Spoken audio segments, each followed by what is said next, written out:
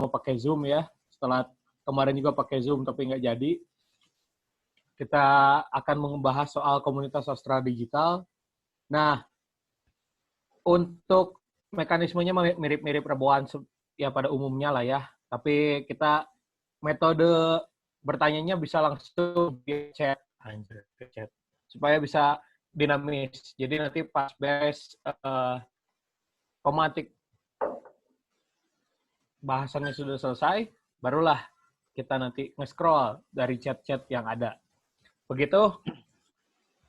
Terima kasih. BTW, pertama terima kasih lu ke Mas Langgeng sudah menyempatkan waktunya ya.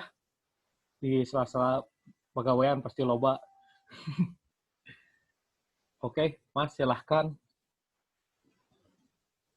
Sekarang, oke. Yoi. Selamat sore, teman-teman, kawan-kawan semua. Sore. Mudah-mudahan kita sehat selalu ya. Di sini saya lihat lumayan banyak sebetulnya nih ya daripada kelas saya di Unpad. Baik, mahasiswa anyar. Oke. Pada kesempatan ini saya akan menjelaskan mengenai komunitas sastra digital. Di komunitas sastranya itu disambung, artinya komunitas sastra yang berbasis digital gitu ya. Bukan komunitas sastra yang memproduksi konten digital saja gitu. Nah, saya akan mulai dari sejarah perkembangan masyarakat. Kita telah mencapai masyarakat 4.0 ya, kalau teman-teman tahu. Masyarakat 1.0 itu adalah masyarakat yang menggunakan teknologi yang sangat sederhana. Mereka membuat tombak gitu, mata tombak dari batu, membuat perkakas-perkakas dari batu, kemudian berburu, kemudian sampai masyarakat peramu, dan lain sebagainya. Intinya mereka menggunakan teknologi yang rendah. Kemudian berlanjut ke masyarakat yang lebih populer atau lebih modern, atau yang disebut sebagai masyarakat sejarah ya. Artinya pada fase ini masyarakat sudah mengenal tulisan. Artinya ada pembagian ilmu pengetahuan atau share ilmu pengetahuan di situ. Ada produksi ilmu pengetahuan di situ. Kemudian berlanjut lagi ke masyarakat 3.0. Masyarakat 3.0 ini adalah masyarakat industrial. Pada periode ini atau pada fase ini, masyarakat telah mampu membuat teknologi untuk produksi massal. Masyarakat ini ditandai oleh ditemukannya berbagai macam teknologi, misalnya mesin uap, kemudian mesin-mesin produksi lainnya begitu. Dan kita telah sampai, kalau misalnya di periodisasi seperti ini, sampai pada masyarakat 4.0.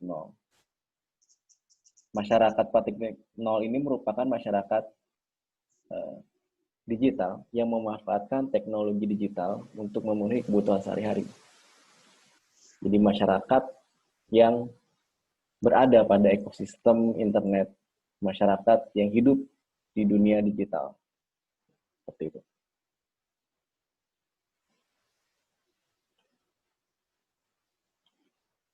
Nah, pada slide berikutnya saya akan menjelaskan ya profil masyarakat 4.0. Saya akan menjelaskan berbagai macam di capture bagus juga pertunjukan sih. Kan ada di Instagram. Gandeng itu kata saya. Bang, di-mute, Bang.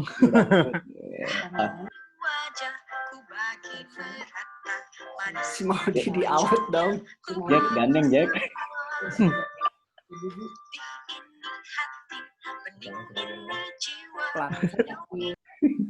Ajrit bukan host, nggak bisa co-host. Paketnya bukan Gestimut. Nah, di sini saya akan menjelaskan data-data karena data-data ini penting data-data ini menggambarkan bagaimana kehidupan masyarakat 4.0 ya, atau masyarakat digital. Ya, pertama saya akan memperlihatkan data penetrasi pengguna internet di Indonesia tahun 2018 yang dirilis oleh ABGI pada tahun 2019. Penetrasi pengguna internet di Indonesia itu meningkat sebanyak 10%-an ya, atau meningkat menjadi 64,8% atau setara dengan 171 juta jiwa. Ini hampir 64%-nya dari jumlah penduduk Indonesia.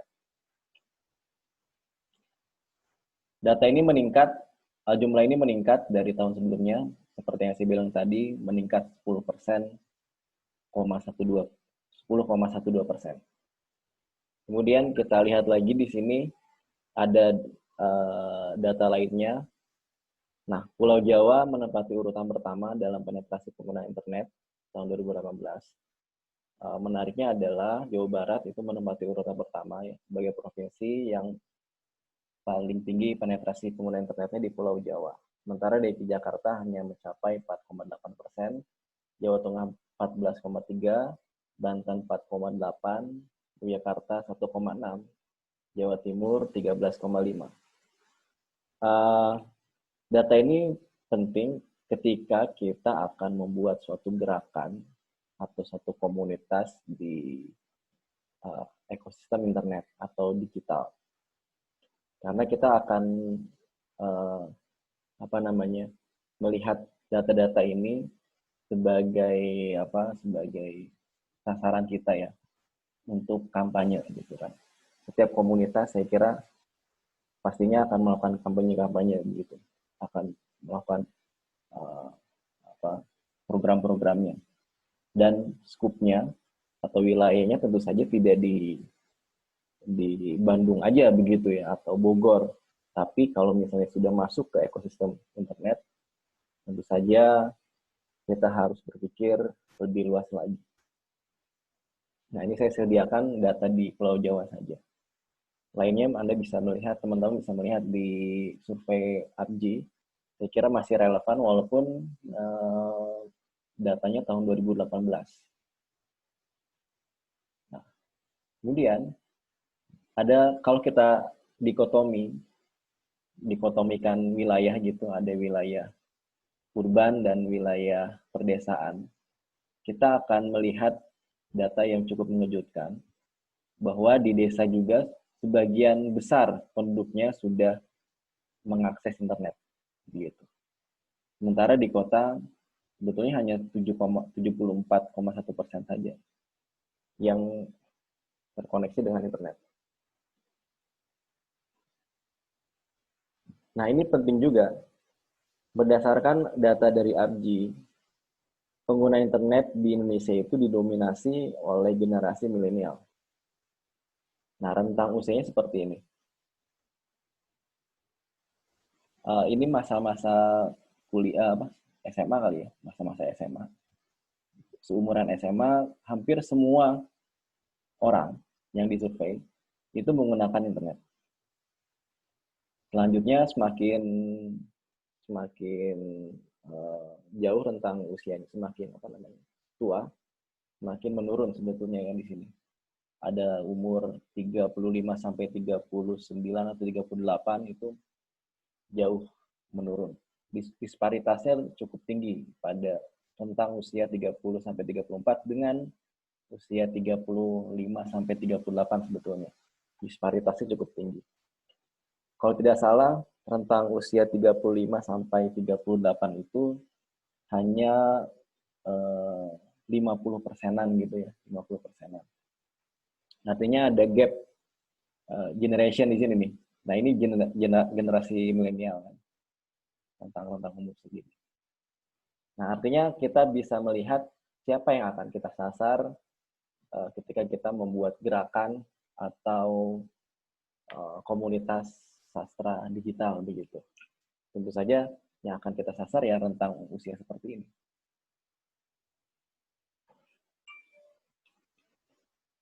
Oke, selanjutnya Nah, ini survei yang berbeda dari We Are Social dan Hootsuite.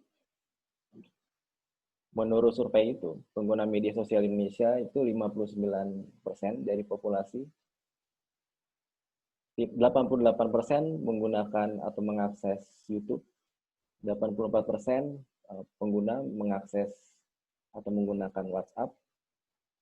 Dan kemudian Facebook, urutan ketiga, dan terakhir adalah Instagram. Nah, di sini kita bisa melihat, nanti kita bisa memilih mana kiranya platform yang akan dibuat gitu ya untuk membuat suatu komunitas sastra digital. Apakah kita akan memanfaatkan Facebook, memanfaatkan YouTube, atau Instagram, gitu.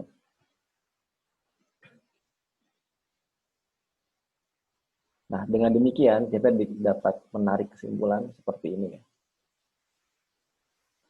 Bahwa masyarakat 4.0 adalah masyarakat yang telah menggunakan teknologi digital dalam kehidupan sehari-hari. Seperti yang kita lihat di data tadi, banyak 170-an juta, 170 jutaan penduduk Indonesia menggunakan internet. Kemudian masyarakat 4.0 hanya menggunakan teknologi digital sebagai alat untuk memenuhi kebutuhan dirinya. Jadi dia tidak menggunakan, jadi berbeda dengan masyarakat 5.0. Masyarakat 5.0 itu adalah masyarakat yang mengintegrasikan dirinya dengan teknologi. Kalau masyarakat 4.0 hanya ini ya, hanya memindahkan atau hanya mengganti alat. Misalnya pada periode sebelumnya saya menonton film di bioskop. Nah, pada periode ini saya menonton film di internet. Itu hanya memindahkan ini kan ya, memindahkan media, menggunakan internet sebagai media untuk menonton. Misalnya lagi pada fase sebelumnya atau pada periode sebelumnya, seseorang mendengarkan musik dengan kaset atau Walkman atau CD. Sekarang mereka mendengarkan musik dengan platform digital, YouTube atau Spotify atau Joox. Nah, jadi bagi masyarakat 4.0, teknologi digital itu hanya sebagai alat aja sih sebetulnya. Nah, berbeda dengan masyarakat 5.0. Masyarakat 5.0 ini adalah masyarakat yang dikonsepsikan oleh ilmuwan-ilmuwan Jepang ya. Mereka meramalkan bahwa Jepang pada periode selanjutnya atau pada periode ini mulai memasuki fase masyarakat 5.0. Fase masyarakat 5.0 seperti yang saya jelaskan tadi adalah masyarakat yang terintegrasi dengan teknologi. Jadi misalnya di rumah kita, di rumah seseorang lah gitu ya,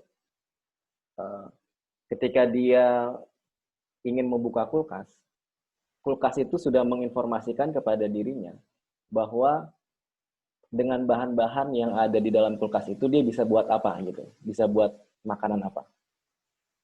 Nah, jadi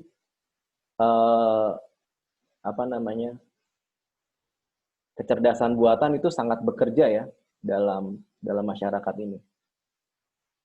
Mungkin saja misalnya rak buku kita bisa menginformasikan bahan bacaan yang kita butuhkan. Atau misalnya komputer kita bisa menginformasikan, atau jam kita bisa menginformasikan kita sakit apa gitu pada hari itu. Harus minum obat apa, dan lain sebagainya. Nah, teknologi itu sudah menyatu dalam diri seseorang. Tapi kita belum sampai ke fase itu sih sebetulnya. Oke, selanjutnya. Masyarakat 4.0 adalah masyarakat yang individualistis, tapi ini menariknya, memiliki solidaritas yang tinggi. Saya kira kita semua merasakan bahwa kita berangsur-angsur menjadi individualis gitu ya.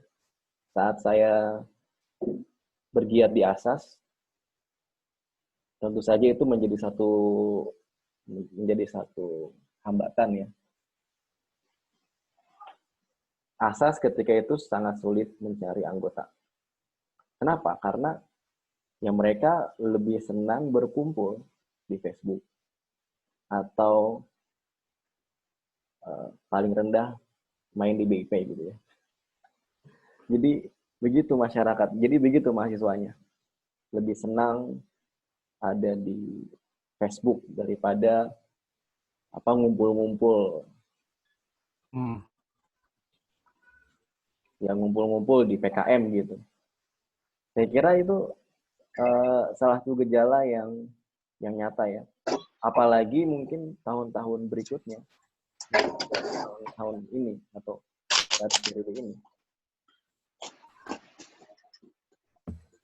Di kopi darat itu agak susah kayaknya dilakukan.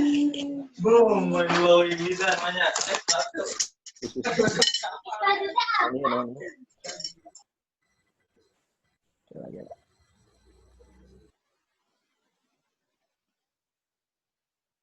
Ya, pertemuan-pertemuan fisik mungkin tidak akan lagi menjadi tren ya untuk tahun-tahun ke depan. Dulu Rebuan kayaknya diisi oleh berapa orang? 15 orang paling ya. 15 orang atau kurang dari itu bahkan. Sekarang mungkin akan jadi lebih banyak lagi. Kalau misalnya pertemuan itu dilakukan di dunia digital. Gitu. Oke. Komunitas digital. Yang dimaksud komunitas di sini tentu saja berbeda dengan organisasi.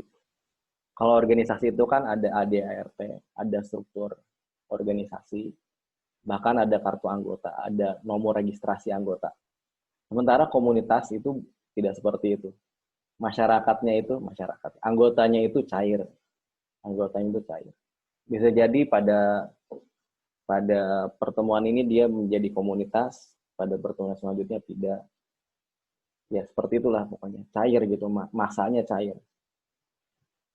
Tentu saja itu tidak apa-apa karena memang seperti itu kondisinya. Itu saya beri frame dulu ya apa yang dimaksud dengan komunitas di sini. Menurut Kraut, dan Ligas, hadirnya internet justru malah melemahkan komunitas tradisional. Komunitas tradisional yang dimaksud di sini adalah komunitas offline atau luring. Misalnya tetangga kita, itu kan komunitas kita ya. Atau saudara, atau keluarga, atau teman. Nah, hadirnya internet menurut mereka justru malah melemahkan komunitas tradisional itu. Namun juga ada yang berpendapat, yaitu Wellman dan Kuan Hase, internet justru dapat meningkatkan komunitas. Jadi, orang-orang yang sebelumnya tidak dapat dihubungi, dengan adanya internet, jadi bisa dihubungi. Gitu. Jadi bisa terkoneksi. Seperti ini ya, saya kan nggak kenal nih sama teman-teman, sebagian besar teman-teman di sini, tapi dengan internet kita bisa terkoneksi. Artinya komunitas kita menjadi lebih meningkat begitu. Dan yang terakhir menurut Barlow dan Wellman, justru internet dapat mentransformasikan komunitas menjadi komunitas dalam bentuk yang baru, begitu, yaitu komunitas digital. Komunitas dalam bentuk yang baru, bukan lagi komunitas tradisional yang setiap pertemuan harus hadir secara fisik. Tapi dengan like atau komen, dia sudah menjadi bagian dari komunitas itu. Karena memiliki tujuan yang sama. Seperti itu. Nah, itu yang dimaksud dengan komunitas digital. Nah, sekarang saya masuk pada komunitas sastra digital. Pada video YouTube saya sudah menjelaskan sebetulnya ya, periodisasi sastra siber secara sederhana lah. Yes. Ya, ada sastra siber 1.0 sampai 1.4. Nah, kira-kira juga seperti itu ya penjelasannya. Pada sastra Siber 1.0 ini, ada satu komunitas sastra digital yang saya kira menjadi pelopor dari gerakan sastra siber. Atau jadi yang pertama lah kalau tidak disebut sebagai pelopor. Jadi kalau pelopor itu kan artinya ada sustainable gitu ya, sustain gitu. Kalau ini kan enggak. Ya udah nggak ada webnya ya, udah Ada mulai. Nah, yaitu cybersastra.net. Nah, ini saya kira kita bisa mengidentifikasi sebagai komunitas sastra yang pertama kali, sastra digital yang pertama kali. Menariknya adalah dia merupakan perlawanan atas dominasi sastra koran. Kemudian, nah, komunitas ini berhasil menawarkan bentuk birokrasi baru dalam publikasi sastra. Sebelumnya kan kita harus mengirim karya ke redaktur, kemudian redaktur memilih karya-karya yang apa namanya masuk ke meja redaksinya, kemudian memuatnya di koran. Nah, cybersastra.net ini tidak demikian, saya kira. Jadi mereka bebas saja memposting puisi-puisi mereka begitu ya. Kalaupun ada proses keredaksian, saya kira itu jauh lebih sederhana dan jauh lebih efektif. Nah, efektif inilah adalah nilai yang saya kira nilai atau semangat yang dipegang kukuh oleh setiap revolusi industri ya, khususnya dunia digital. Oke, tidak perlu menyebutnya secara rinci ya, menjelaskan secara rinci. Kemudian pada periode sastra siber 2.0 muncul komunitas-komunitas yang berbasis media sosial. Karena pada saat itu media sosial mulai muncul. Kalau pada saat cybersastra.net itu sosial media belum muncul, baru website ya. Karena cybersastra.net itu dibangun pada awal dekade 2000-an gitu. Kalau nggak salah 2001 atau 2002 ya. Coba tulis di kolom komentar kalau Anda ingat. Oke. Selain di Twitter, di Twitter ada juga di Facebook, dan saya kira banyak sekali komunitas-komunitas sastra digital di sana. Ada sastra koran minggu dan lain sebagainya lah, fiksi mini dan lain sebagainya.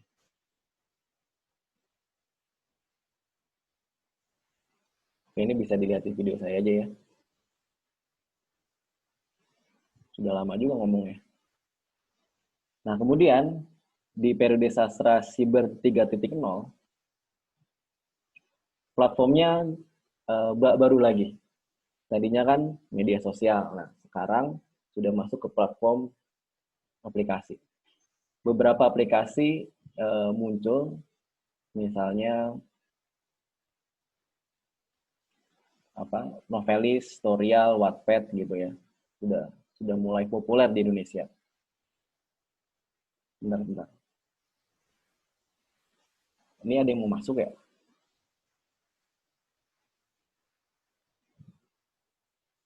Oh, nggak ada. Baik. Nggak ada, aman ya. Nah, interaksi antar komunitas itu berubah. Jadi, pembaca dapat menentukan ceritanya dari sisi produksinya sebetulnya. Bukan saja aktivitas komunitasnya.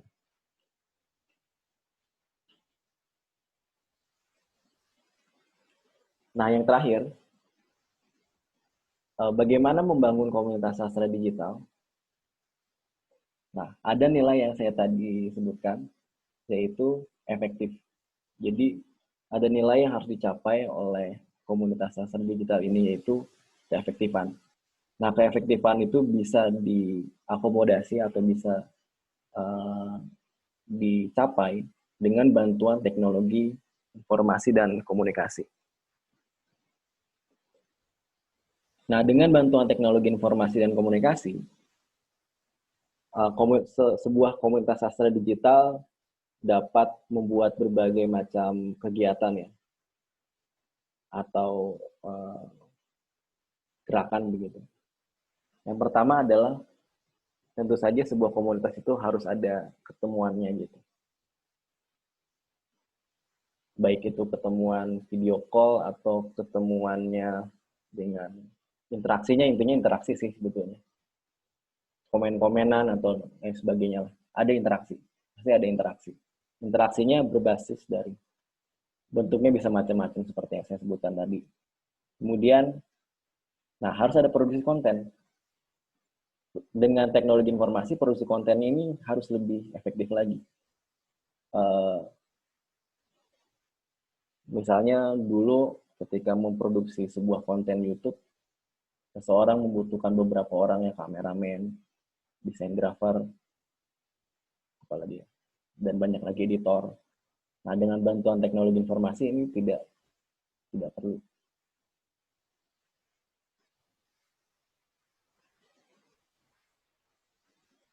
Selanjutnya, komunitas sastra digital saya kira perlu membuat gerakan sosial.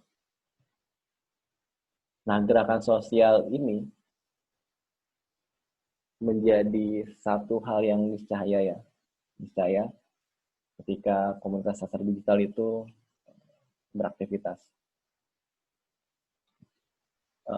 Kemarin kan guruan.com membuat itu ya sebetulnya, gerakan sosial. Membaca puisi berantai. Dan itu menaikkan citra dari guruan.co itu sendiri. Atau pada tahun 2010-an ada yang namanya koin sastra ya untuk PDS HBS. Itu gerakan sosial yang dimulai di Twitter. Dan itu berhasil juga. Saya kira gerakan sosial ini menjadi sesuatu yang identik dengan komunitas digital. Seperti yang kita ketahui, ada yang namanya laman kitabisa.com. Itu tempat para dermawan beraktivitas gitu ya. Tempat para dermawan beraktivitas. Nah, ini menarik ya sebetulnya. Di era ini tiba-tiba orang punya kepedulian yang tinggi gitu. Padahal dia individualis gitu. Masyarakat 4.0 gitu. Dia individualis tapi punya solidaritas yang tinggi. Mungkin dia tidak mengenal nama tetangganya gitu ya. Tidak mengenal nama tukang sampah yang mengambil sampah di rumahnya. Tapi dia dermawan gitu. Ini sesuatu yang paradoks kan. Tetangganya nggak kenal, tukang sampah di rumahnya nggak kenal, tapi dia membantu seseorang yang jauh gitu di luar rumahnya gitu.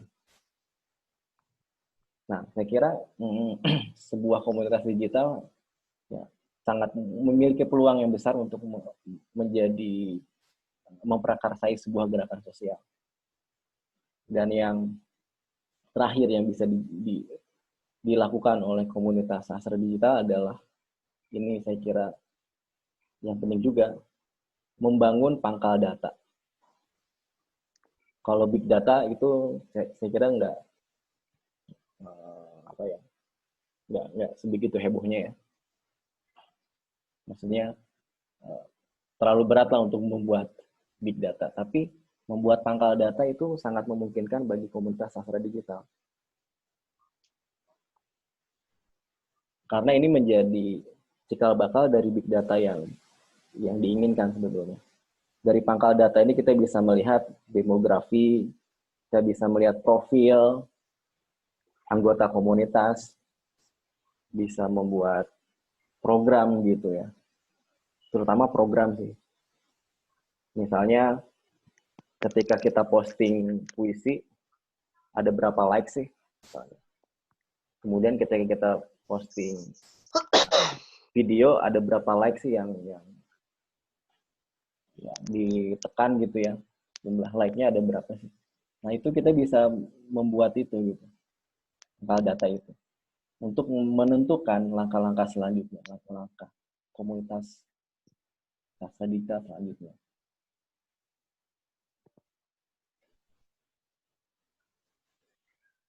Ada lagi nggak sih? Oh nggak ada lagi. Ya teman-teman saya kira itu. Oke. Itu ya tadi. Tapi lumayan nih chatnya masih kosong ya. Ada tadi Mang Cus gitu. Internet unstable. Cuman Ini banyak lah. apa chatnya? Izin gabung. Oh my god. Iya. Gitu. Tapi belum ke pertanyaan yang menjurus ke materi kita hari ini gitu ya. Poek aja. Iya emang poek Mang. Mohon maaf ya. Penerangannya emang seayana. BTW untuk kawan-kawan yang ingin bertanya, silahkan raise hand aja biar kayak Zoom beneran ya, anjrit. Nah, itu yang saya notice dari, kan saya udah nonton video sebelumnya nih, dan yang ini sekarang. Cuma kalau pembahasan baik di sastra siber 1, 2, 3, itu selalu membahas tentang platformnya ya. Ada platformnya. Kalau satu itu adalah website, kalau kedua katakanlah itu pakai media sosial, 3 pakai aplikasi tertentu, developer aplikasi. Nah, yang menjadi penasaran bagi saya, apakah depannya justru karena kemudahannya sastra siber 4.0 teh komunitas malah yang membuat engine sendiri alias dia bikin aplikasinya sendiri atau kayak gimana ya? Itu yang masih saya awang-awang gitu. Kalau misalkan dia supaya menjadi sustainable ya dia harus punya engine-nya sendiri saya kira. Si yang sastra 4.0. Kan waktu kemarin di video itu belum terjawab ya. Nah, kalau tadi dari pembahasan sastra 4.0 dan komunitas gitu ya. Saya kira baiknya ke depannya itu sastra 4.0 si komunitas itu ngebuat bahkan aplikasinya sendiri sesuai dengan keunikannya masing-masing. Gitu sih. Anjir. Ini di chat lumayan banyak. Kita juga harus melihat juga ya perkembangan teknologi di masa depan. Saya kira di masa depan akan jauh lebih canggih. Ada augmented reality itu akan semakin canggih atau bisa digunakan oleh teman-teman. Kemudian kecerdasan buatan atau artificial intelligence juga bisa digunakan gitu. Teknologi-teknologi seperti itu bisa sangat mungkin digunakan dan itu ya memang butuh butuh kemampuan atau kompetensi tertentu ya untuk itu.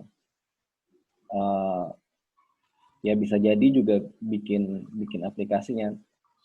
Tapi dalam konteks komunitas, saya kira karena komunitas itu mengikuti perkembangan teknologi ya, dia bukan sebagai kreator teknologi sih menurut saya. Dia bukan sebagai kreator teknologi atau dia nggak bisa develop dalam konteks komunitas sastra ya. Saya kira nggak bisa develop aplikasi gitu, ya nggak sih?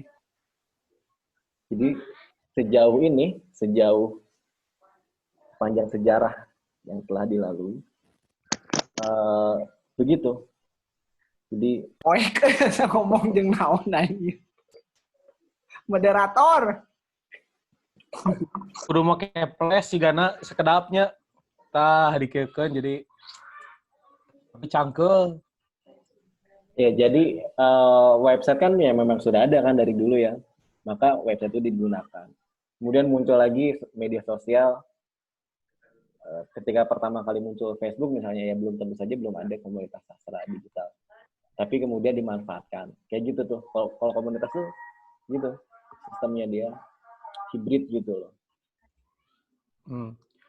Ya, kan kelemahannya adalah tidak mungkin nggak ada satu orang yang high tech gitu ya yang ngurusin mesinnya gitu.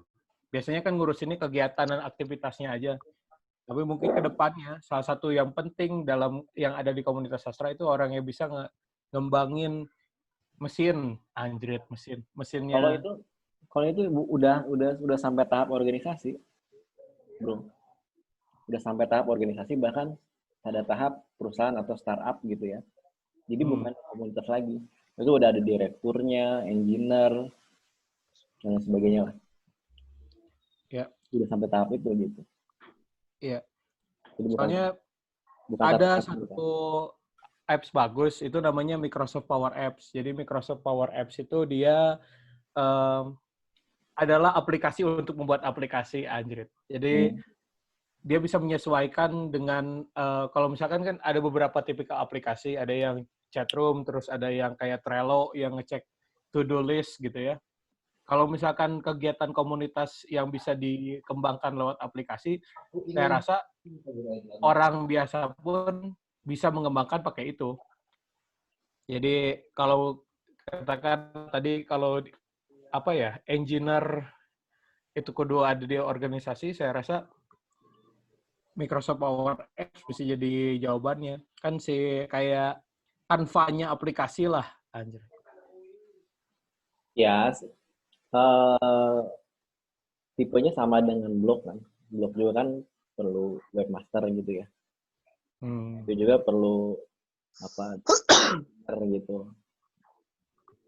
Tapi yang dimaksud saya itu ya aplikasi yang betul-betul jadi terobosan gitu loh. Oke. Ini ada pertanyaan dari Bang Faisal Sareja. Apakah komunitas dengan media digital pada wilayah eksplorasi sastra secara bahasa juga mengikuti? Apa yang bergerak lebih?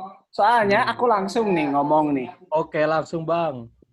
Soalnya gini, yang komunitas kan harus sadar nih digital.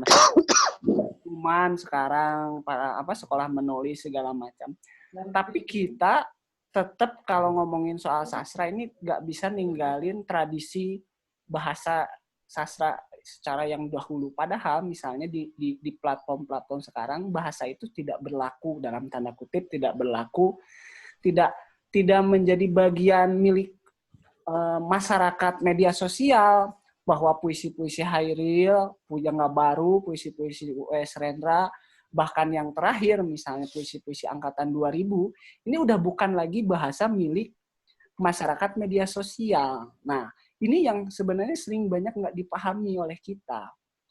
Dan ketika bahasa itu kita tinggalkan, maka bahasa itu berubah menjadi bahasa populer, konon versi kita yang suntuk dalam bahasa-bahasa yang tidak lari, bahasa-bahasa yang berangkat dari sastra tradisi sebelum media sosial ini. Kita kan kebayangin nih, sebenarnya puisi-puisi yang ditulis selepas di Horizon, misalnya majalah Horizon, sekarang puisi nggak ada Horizon tuh, tapi bagaimana ke arah sana gitu sekarang. Begitu aja sih. Terima kasih moderator dan langgeng. Iya, betul sekali gitu. Jadi kontennya berubah. Gitu ya. Kontennya berubah. Ini saya tunjukkan nih. Bahasa, kalau dalam bahasa Sareja tuh bahasa ya. Tapi saya lihat konten sebetulnya. Bahasanya bukan lagi kata-kata tapi visual gitu. Ini kayak gini nih. Anjrit, ada Mr. Julpa on point ya. Ini keren banget sebetulnya. Gitu loh.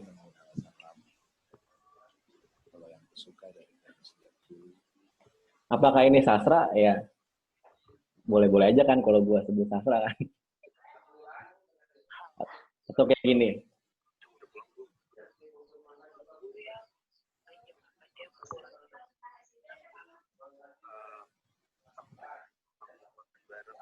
Jadi lebih populer. Ada lagi nih.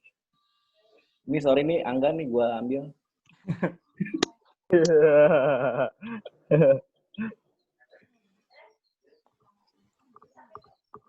Kan ada 2 tokoh ya, Aureli sama Bro Angga gitu. Dia bikin satu pertunjukan lah, istilahnya begitulah. Nah, seperti itu. Dan ini yang disebut sebagai bahasa yang populer itu sih. Jadi memang harus menyesuaikan juga konten-kontennya. Setuju atau enggak kontennya begitu ya, karena masyarakat yang tempat di mana kita bikin komunitas digital adalah masyarakat yang seperti itu gitu. Masyarakat internet ya adalah masyarakat yang seperti itu. Kalau di UPI mungkin ya puisi masih asik gitu ya.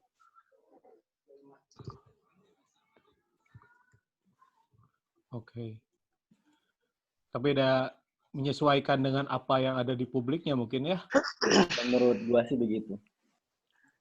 Oh, tapi kalau dilihat lagi yang terjadi ya high real kepada generasi sebelumnya juga kan membahasakan ya bahasa masyarakat dibawa lah ke dalam puisi-puisinya.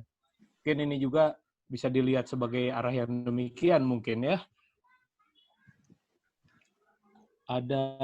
Ini ada tanggapan dari Zulfa Nasrullah, panjang nih. Saya suka esais soalnya. Ini hanya tambahan. Anjir.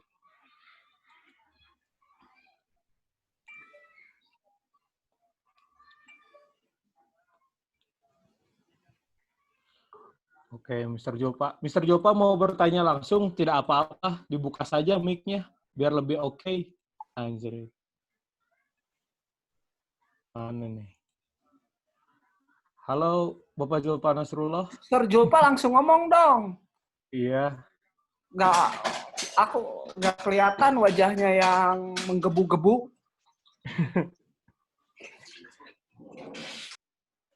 Nah, ini nih udah buka video nih beliau nih. Oh, anjir. Halo. Peaky Blinders ya. Aku lagi jadi Peaky Blinders. Iya, halo Mang Langgeng. Assalamualaikum. Salam. Jadi saya itu teh mau bertanya gitu. Kan selama ini periodisasi sastra kita itu menyandarkan dirinya pada politik ya. Politik negara gitu. Situasi masyarakatnya itu seolah memang sangat diatur oleh politik itu. Situasi politik, tapi jarang yang berbicara ke wilayah misalnya teknologi yang masuk gitu. Tentu saja itu ekses dari politik, tapi ini lebih mengkhususkan pada media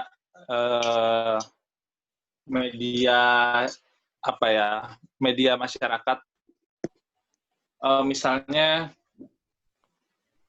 masuknya televisi gitu ya terhadap karya sastra gitu misalnya, atau komputer. Sapardi membahas itu kan di esainya berjudul Teknologi dan Sastra. Nah, sehingga jangan-jangan dengan begitu apa yang dikhawatirkan Mang Faisal terkait apa ya, atau yang tadi sebagai sastra gitu kan, ketika itu ingin dianggap sebagai sastra kan gampang sebenarnya, tinggal bagaimana ruang akademik misalnya menganggap itu melegitimasi itu sebagai sastra gitu, atau kritik sastra memberi pemaknaan pada peristiwa kreasi bahasa di dunia media sosial atau di dunia internet. Itu kan bisa sebetulnya.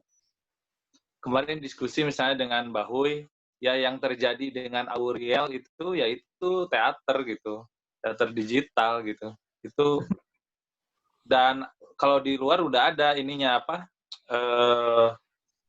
literaturnya udah ada gitu, bahwa itu adalah teater digital. Ketika kita kemarin pengen membuat naskah Arifin Cek Nur dihidupkan gitu ya. Putu Tatang Sontani dihidupkan. Rupanya tahun 2010 Shakespeare itu sudah dibuat tokoh-tokohnya jadi Twitter ada Romeo, ada Juliet, terus mereka tuh melanjutkan kisah Romeo dan Juliet secara digital gitu.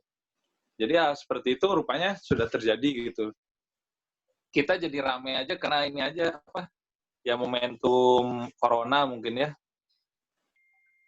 Tapi kayaknya menurutku penting sih dibuat kayak apa ya? Kayak periodisasi baru gitu yang menunjukkan bahwa pengaruh teknologi terhadap karya itu ada gitu. Begitu. Oke. Apa ya itu pertanyaan atau tanggapan? Ya berpendapat lah. Oke.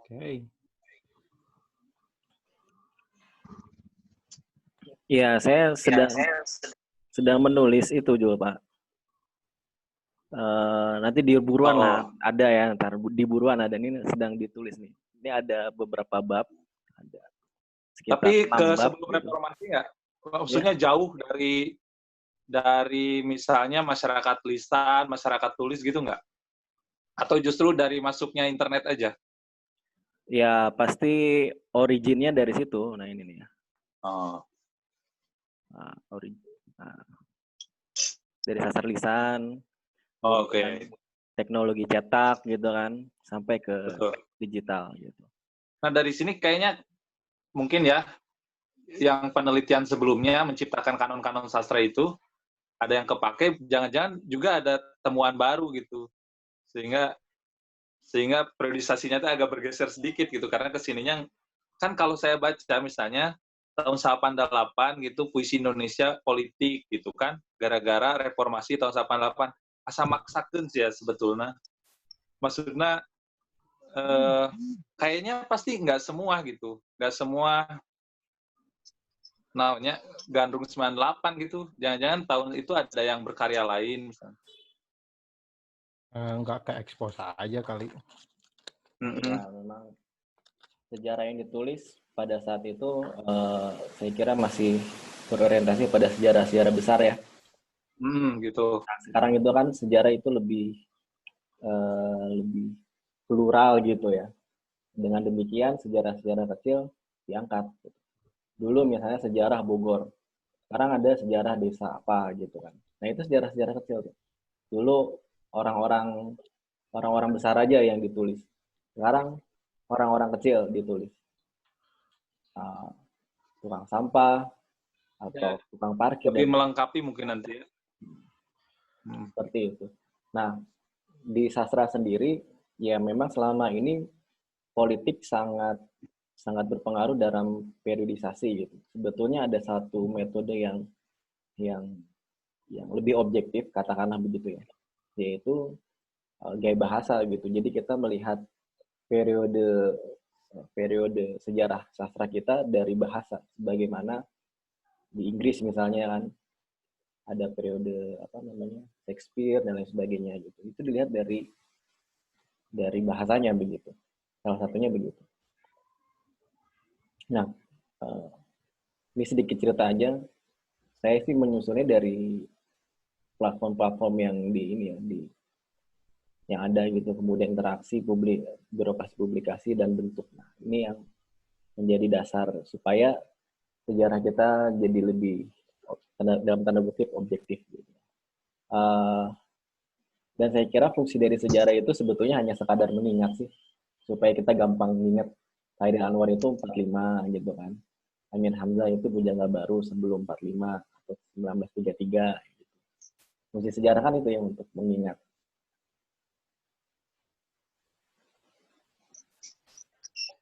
Ya betul.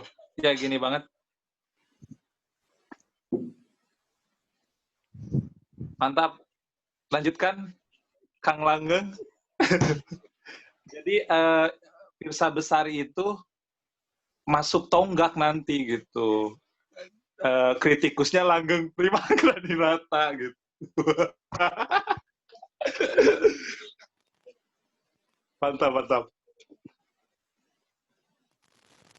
Hairunisa, izin bertanya, apakah karena komunitas digital itu didominasi oleh anak usia remaja, maka karya digital itu selalu berkutat di cerita yang itu aja.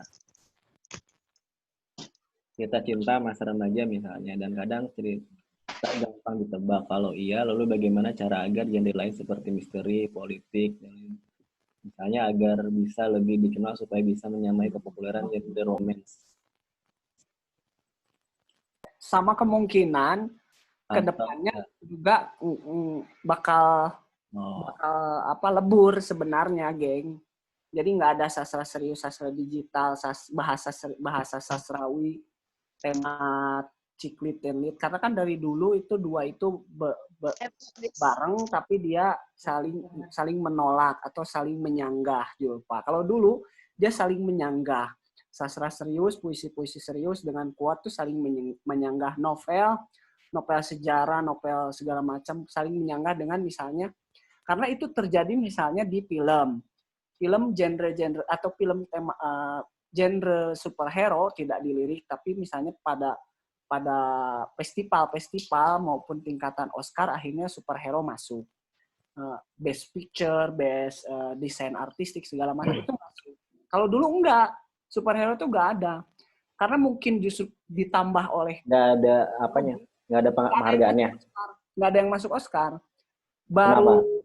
Baru Black Panther, Infinity War juga baru kan, yang sekarang. Dulu enggak, karena dulu juga ada film-film Hulk, ada Captain America ada, dan itu enggak ini. Makanya menurut aku sastra pun sama, akhirnya dia bias, sastra buku, sastra koran, karena dulu enggak ada yang namanya sastra Instagram, YouTube segala macam. Dan bicaranya misalnya udah nggak lagi ngomongin periodisasi yang sebelumnya yang dikumpulkan oleh kritikus gitu. Jadi lebih ke mungkin bisa jadi sastra-sastra yang dulu masih kita nikmati dengan bentuk bahkan dan media baru, media film, media PDF minimal yang sederhana, EPUB. Karena platform-platform Storyal, Wiki, Quickie, Novel Toon, semuanya kan itu udah ngasih honor sekarang. Jadi artinya kemungkinan dulu dianggap receh karena nggak ngasih honor. Misalnya di Instagram kan nggak ngasih honor.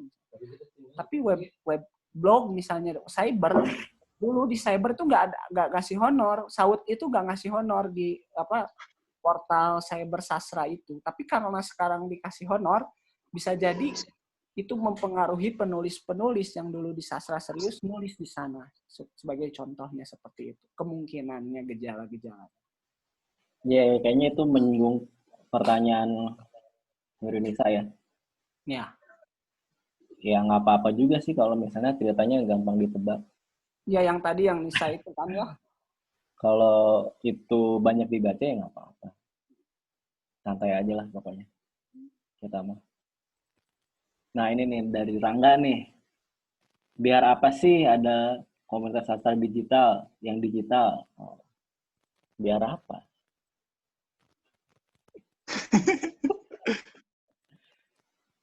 Biar apa ini? Siapa? Biar berwarna, Mas. Komik aja kita sambil-sambil. Jadi kan komunitas itu kan kayak asas gitu ya. Itu kan namanya arena karena kenapa namanya arena? Karena ya untuk tempat bermain gitu. Kalau udah bosan ya tinggalin aja gitu. Makanya Fixim ini kan dulu ada, sekarang mungkin nggak ada ya, nggak aktif, nggak se-booming dulu gitu. Karena Twitternya juga udah banyak ditinggalin sih. Gitu. Ya komunitasnya begitu. Kadang-kadang nggak ada tujuannya gitu. Kayak komunitas pecinta luwak gitu ya. Ya untuk merayakan luwak lah. Bukan untuk konservasi gitu, bukan. Ya gitu komunitas. Beda dengan organisasi. Nah, organisasi pasti ada tujuannya, ada renstranya gitu ya. Ada strategi-strategi, ada rencana kerja, dan lain sebagainya. Komunitas ya gitu. Berarti di sini kita membedakan ya, mana yang organisasi, mana yang komunitas. Ya. Terus kayaknya hidung banget di videonya, dimatiin aja.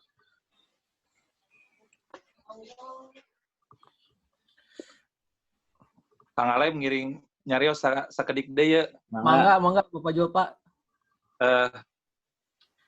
Terus cara menilai juga, jadi gini, saya dipantik oleh Robi ya, anggota ASES juga. Dia bicara begini, orang-orang hari ini berupaya kreatif dalam hal yang seragam. Gitu kan? Nah, lalu saya terpantik gitu. Wah, iya ya, gitu. Kayak TikTok misalnya, itu orang-orang berupaya kreatif dalam hal yang seragam. Tapi ketika saya berpikir lagi, ketika cara menilainya berbeda, saya kira justru di sanalah kreativitasnya. Keseragaman itunya yang menjadi kreativitasnya. Jadi ketika semua orang melakukan hal itu bersama-sama gitu, dan itu menjadi membuat orang tergerak untuk melakukan itu juga, artinya template-nya itu tergunakan gitu. Nah, keseragaman dan antusias yang besar itulah kreativitasnya gitu. Jadi memang cara menilai juga kayaknya sangat menentukan sekali terhadap estetika ya dari ini gitu. Jadi yang dan itu bisa memberi pemaknaan bahwa ya di sini seninya di sini gitu, di sini seninya di sini. Saya kira cara menilai karya sastra ini juga perlu terus berkembang kan gitu. Betul. Yap.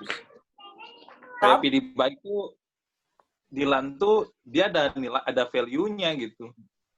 Walaupun value-nya itu yang jarang dibicarakan tuh apa gitu. Dia langsung aja dibenturkan itu kan populer gitu. Seolah tidak ada value-nya gitu. Ya. Padahal pasti ada value-nya. Gitu. Satu hal yang lolos, Julfa, karena memang dalam media itu penyedia template atau platform itu masih dipolitisasi sama yang misalnya yang mengetahui cara kerjanya.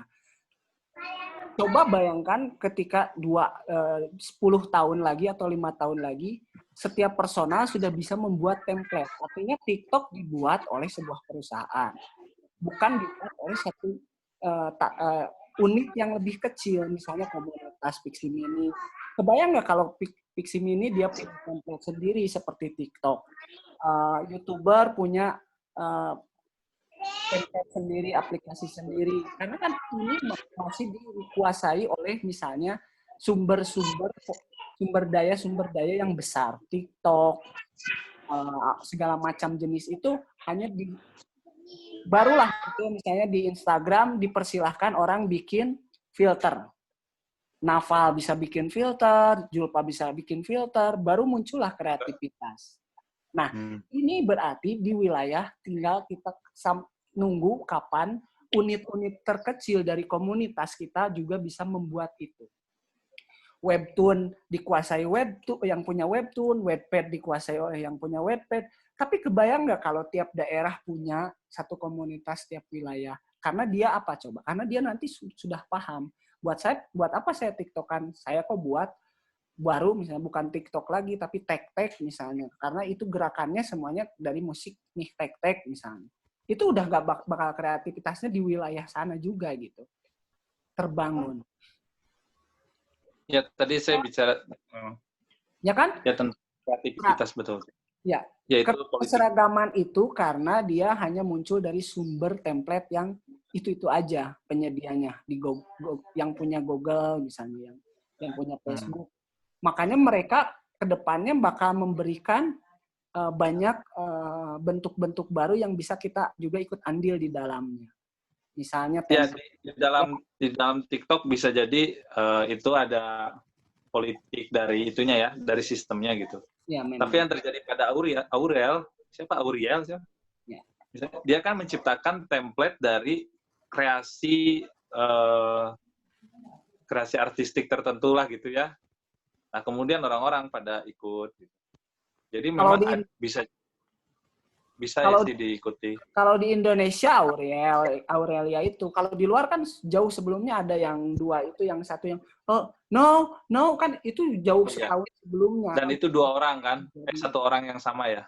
Ya, satu orang yang sama, template yang sampingnya bisa digunakan untuk apapun. Ya. Ya, itu kreativitasnya. Yes. Berarti Jadi- si kita dipancing bukan untuk sekedar di depan, tapi di belakang juga, ya kan? Di belakang siapa otak yang bikin template itu? Nah, kita dipancing di arah sana juga gitu, Zulfa. Jangan sampai kita hanya menilai cornya. Kalau ibaratnya kerannya ini kan TikTok airnya, tapi torennya ini yang punya siapa? Nah, yang aku maksud dari diskusi dalam digital, sastra pun sepertinya udah harus kita juga udah tahu torannya seperti apa gitu, sumbernya seperti apa. Apa kita mendekati orang IT, orang teknologi, gamer segala macam begitu.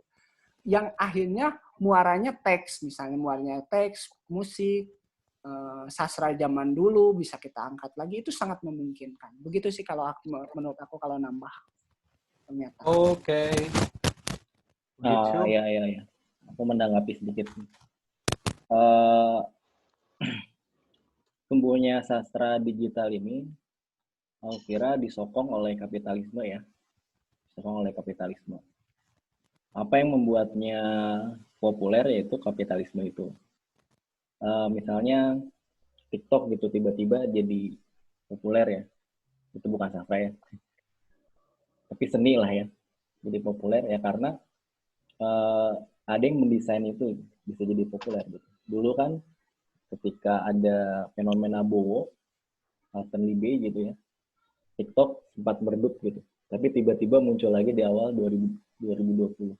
Nah itu by design sih menurutku sih. Algoritma Instagram gitu ya, bermain di situ tuh untuk memunculkan orang-orang yang main TikTok di explore-nya gitu. Jadi ada peran.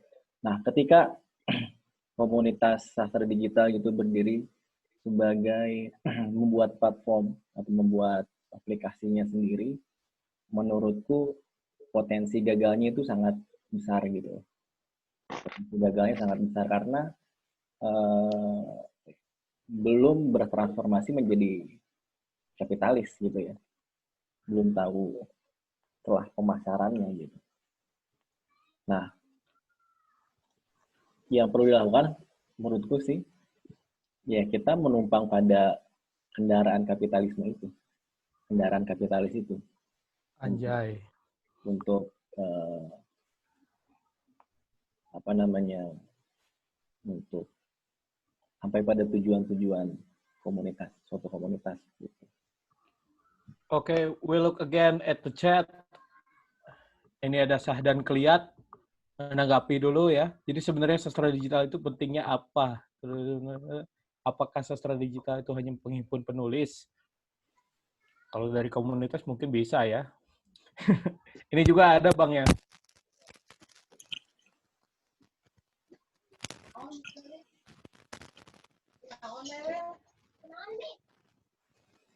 Kalau panjang di ini aja di ngomong aja ngomong. Jadi sebenarnya sastra digital itu pentingnya apa? Penting. Tulisan bisa dicetak dalam koran atau buku. Silaturahmi sudah ada aplikasi khusus untuk menghubungkan. Ya itu tadi sih, tempat bermain gitu ya. Kan manusia itu kan pengen apa sih mengaktualisasikan diri ya. Kita main Instagram gitu kan, ngepost foto, itu kan salah satu bentuk aktualisasi diri gitu. Sama aja kayak kita posting puisi kita gitu ya di grup Facebook ya, untuk aktualisasi diri juga. Kita baca puisi di suatu perkumpulan untuk aktualisasi diri kita. Gitu. Entah kemudian akan jadi gerakan sosial atau bagaimana, yaitu tergantung pada visi dari komunitasnya itu sendiri. Tapi intinya adalah tempat bermain. Jadi komunitas sastra itu cuma merayakan digitalisasi doang ya. Ya, boleh disebut seperti itu.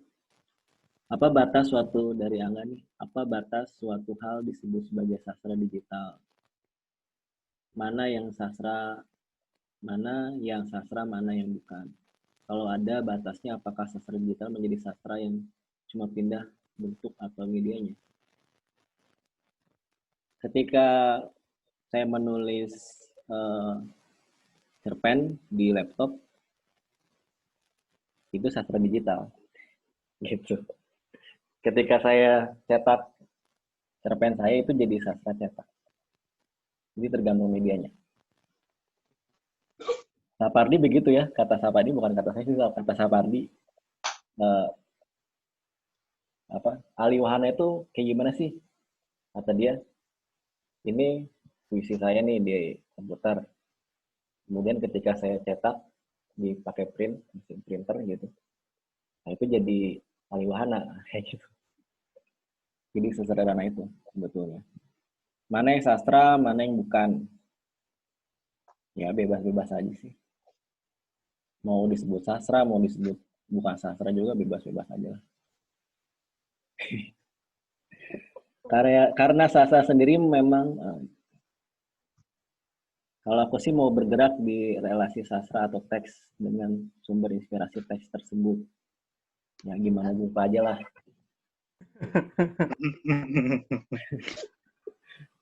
Mungkin ada yang mau request lagu, guys? Request lagu. By the way, dari yang tadi sudah didiskusikan, saya melihat ada kecenderungan bahwa ini tuh sastra digital itu adalah ruang saja gitu ya. Ibaratkan kalau dahulu media, kemudian beralih ke penerbit, kemudian penerbit yang sudah bisa indie dan segala macam, dan sekarang sudah ada platform yang bisa digunakan sebagai tempat berkumpul ya. Nah, saya rasa di pembahasan kita kali ini ya komunitas sastra digital adalah membentuk ruang-ruang tersebut. Nah, sastra digital form, bentuk atau tren. Kalau saya sih ada pendapat sendiri ya. Kalau di salah satunya ada yang kita mungkin luput bicarakan adalah AI gitu ya. Kalau tadi dibicarakan ada keseragaman terkait dengan bentuk kayak template ya. Saya membayangkan kemudian ke depan teh nulis cerpen teh bukan lagi kita nyusun plot, tapi plotnya udah ada gitu. Kayak generator yang sekarang udah ada gitu, yang SI generator. Jadi kita tuh tinggal milih plot aja. Input yang kita masukkan ke dalam mesin itu akan membuat mesin itu belajar tentang plot yang akan kita gunakan. Atau malah mungkin kalau novel gitu ya, dimasukin input, yaitu berarti plot-plot yang hadir itu kan bisa dibaca oleh algoritma dan menciptakan susunan yang terbaru. Nah, kalau dibilang lagi kalau yang yang 5 tahun, 10 tahun yang akan datang, saya kira justru lebih jauh dari itu. Semua orang bisa jadi kreator dengan mudah. Jadi yang pertanyaan ke depannya malah mana yang lebih manusia, komputer atau manusia itu sendiri. Gitu sih. Iya, betul. Itu juga didiskusikan di apa sih waktu itu aku share TED. Iya, itu. Yang can a computer write a poetry. Iya, itu. Dan itu juga kan sebetulnya udah dikembangkan, dan kalau kita lihat lebih jauh dan lebih rinci lagi, terkadang kita pendekatannya itu sangat manusia sehingga tidak memperhitungkan perkembangan teknologi yang akan datang. Kalau melihat lagi perkembangan teknologi yang akan datang, justru di sastra cetak itu juga udah dipionirkan. Ada Alejandro Zambra menulis multiple choice gitu, di mana kita bisa membuat plot sendiri. Bahkan kalau itu pakai rasio kemungkinan, rumus matematikanya. Dari satu novel itu kemungkinan ada 150 sampai 120 plot yang bisa tercipta. Nah, justru ke depannya mungkin semua orang adalah kreator yang dikatakan partisipatoris itu dari template itu. Jadi orang adu template. Sehingga nanti penulis itu saya bayangkan akan dianggap sangat manusiawi ketika dia modelnya mungkin kayak Wattpad ya. Jadi orang itu bisa menanggapi tulisan. Jadi misalkan yang disebut novel itu adalah hasil dari berbagai komen yang baru satu part, kemudian dikomen sama orang kelanjutan ceritanya kayak gimana. Nah, itu yang kemudian mungkin sastra ke depannya bisa kayak seperti itu. Itu sih dari tanggapan saya. Karena sejauh yang tadi dibicarakan, ya hanya ruang. Kalau ruang kan kita lihat ruangnya akan selalu berganti terkait dengan revolusi industri, terus juga perkembangan teknologi.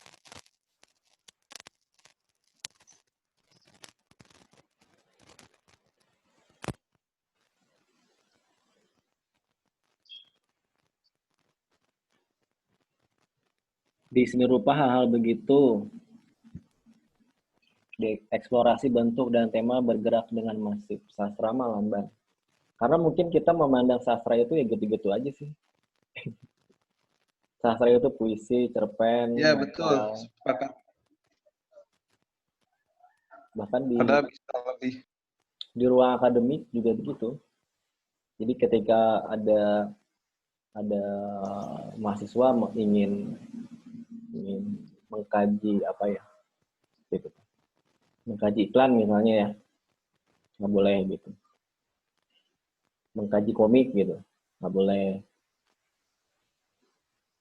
Mengkaji film nggak boleh gitu. Padahal kan sastra itu. Malah perdebatannya gambar itu kan bukan teks, masa iya sih gambar bukan teks?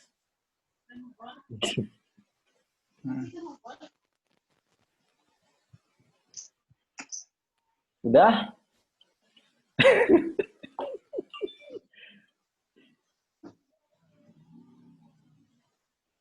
Bro, gimana nih? Iya ya, harus berani sih. Tapi untung ada dosen-dosen seperti Langgeng Prima sekarang gitu kan, yang lebih progresif gitu. Jadi itu bagus untuk perkembangan akademisi sastra kita. Iya dong.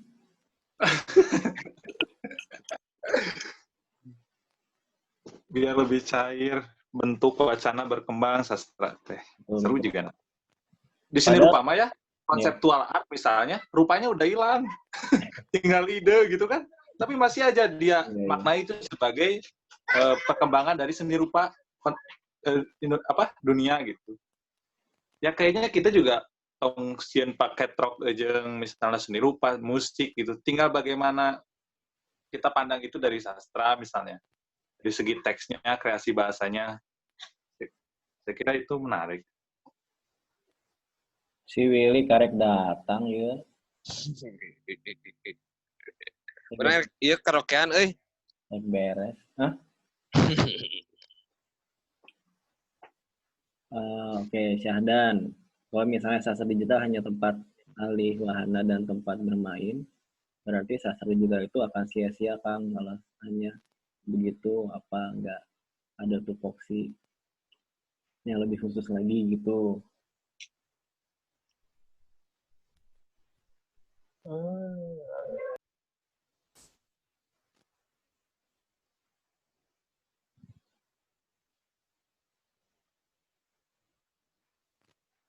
Iya gitu. Alih wahana, iya alih wahana, tempat bermain, atau kalaupun punya tugas suci dia dia dia menjadi apa ya, yang memopulerkan sastra gitu. Jadi semua orang melek sastra gitu kan. Semua orang jadi bikin puisi gitu. Walaupun punya tugas suci ya, tugasnya itu jadi sebagai campaign sastra itu sendiri. Karena kalau dibedah dari kata digital yang artinya bisa membawa kecanggihan, seharusnya ada hal yang luar biasa lagi dong di sastra digital daripada sastra yang dulu-dulu. Ya, ketika sastra itu dinikmati oleh banyak orang gitu ya. Dulu orang kan kayaknya pergi ke rak buku sastra di toko buku juga enggak gitu kan. Tapi mungkin sekarang banyak orang yang nulis puisi gara-gara Instagram, ada banyak puisi grafis. Semua orang dianggap penyair gitu misalnya. Nah itu satu terobosan sih menurut saya. Jadi semua orang pengen nulis puisi kan. Semua orang menulis senja, kopi, dan puisi. Itu adalah hasil dari sastra digital. Kayaknya semua orang penyair ya sekarang ya. Putih-putih semua habisnya. Tapi Dagang aku mah sekarang. nggak semua orang Ade Arvani ya.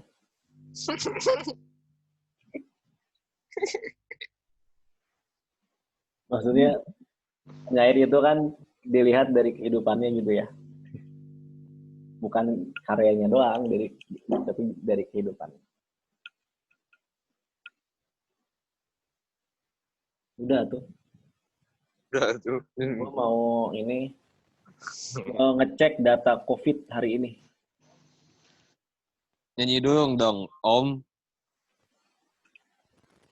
Kita lihat di Jawa Barat data COVID-nya berapa untuk hari ini.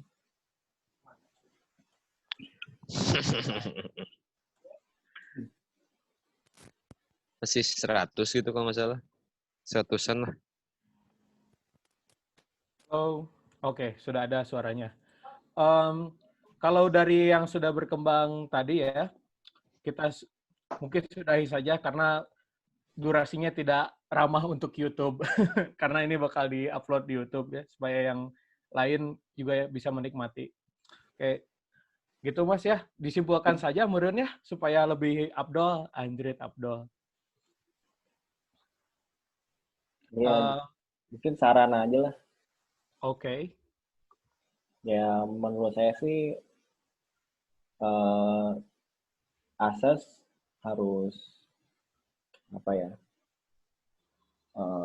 harus berpikir di luar kotak sih. Yoi. Mengubah mindset bahwa Rebuan itu adalah ruhnya di mana orang-orang berkumpul gitu ya. Nah sekarang mindsetnya harus berubah lagi. Entah apa begitu, jumlah love yang banyak atau jumlah view yang banyak. Yuk. Itu menjadi parameter gitu. Ya entah apalah. Jadi berubah mindsetnya ke digital gitu ya, supaya lebih berkembang. Ya, mesinnya nanti harus dikembangkan dulu karena yang tadi salah satu faktor penting kan juga ada pangkal data ya. Nah, itu yang lagi akan dibuat udah lama, udah berapa belas tahun ini berjalan, tapi profil yang diciptakan oleh Asas untuk anggota komunitasnya kan belum tersusun dengan baik gitu. Itu aja sih ya. Oke. Guys, terima kasih yang sudah menonton dan juga sudah mengikuti diskusinya. Ini Rebuan pertama Zoom ya, karena Zoom-nya premium untuk sebulan, maka sebulan ke depan kita akan Zoom-an. Oke. Terima kasih Mas Langgang. Terima kasih sama-sama. sudah berpartisipasi aktif. Mohon maaf Willy Fahmi Agiska baru masuk udah beres ya. Gak apa-apa deh. Oke, kayak gitu. Terima kasih semuanya. Makasih Mas Langgang. Assalamualaikum warahmatullahi wabarakatuh. Kita supli lahir untuk bergulir.